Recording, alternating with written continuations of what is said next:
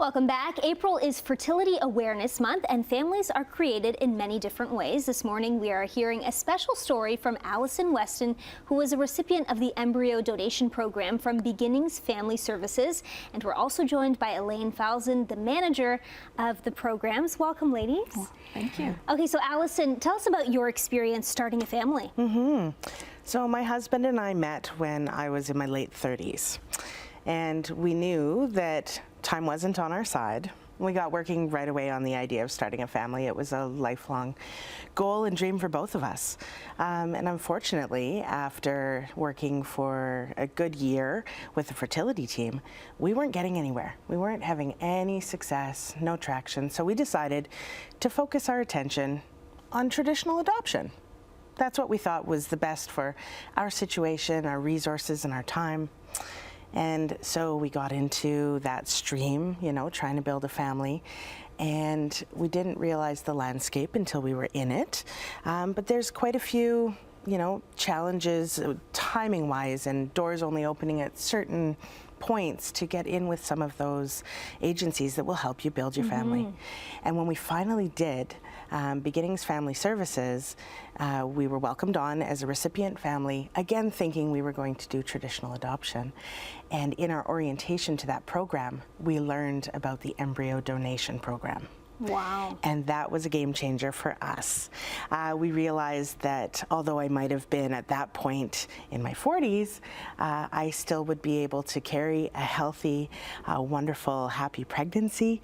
And so I am actually the mom of a beautiful 16-month-old. That is so wonderful. Congratulations. Yeah. Okay, so Elaine, tell me about the Beginnings Family Services and how this happened for Allison. Yeah, so Beginnings Family Services has been around for a while. We've been around since the mid-'80s with facilitating traditional adoption and providing pregnancy support.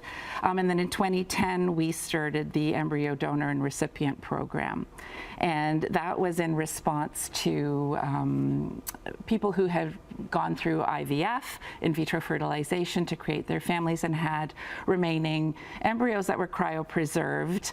And the choices that they had were either to keep them cryopreserved indefinitely, donate them for medical research, or to discard them. And for some people, donating them altruistically to a family who was going through similar struggles that they were, it was another option presented to them. So that's the program that we have, where we have recipients and donors who register with us, and we have what's called a mutual matching program that we have so that it will connect recipients to donors, and it's an open program.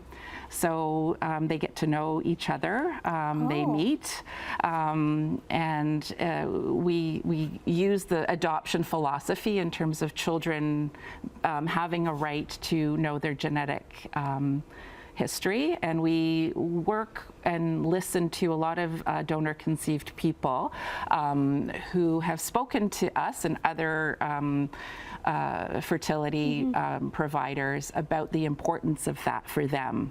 Wow, that is so interesting. And like Allison, you weren't expecting, this embryo transfer. So was it hard for you to wrap your head around, okay, I'm adopting, but what, now I might be pregnant and carry my child? It was the best of both worlds, because having the opportunity to actually experience pregnancy, to be able to have that start with our son, to be able to go through the same experience that any mother would when they're carrying and learning to breastfeed, and all of the journey that comes along with that. That was part of the story that I thought I was, going to have to grieve and wouldn't get to experience. Right. And the beautiful thing about our story is we're actually, our donor is on the other side of the country.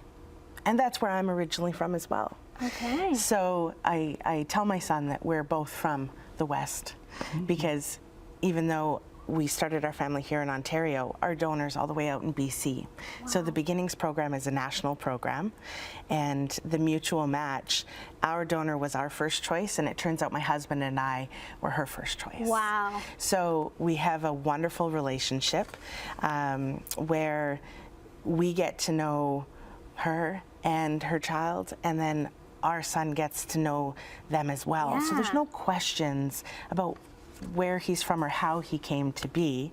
And Wow. he has this sibling or dibbling on the other side of the country. Yeah. What a remarkable story. Well, thank you to you both for joining us, and we'll have all your information up on our website. Thank you. Thank you for having us. Thanks.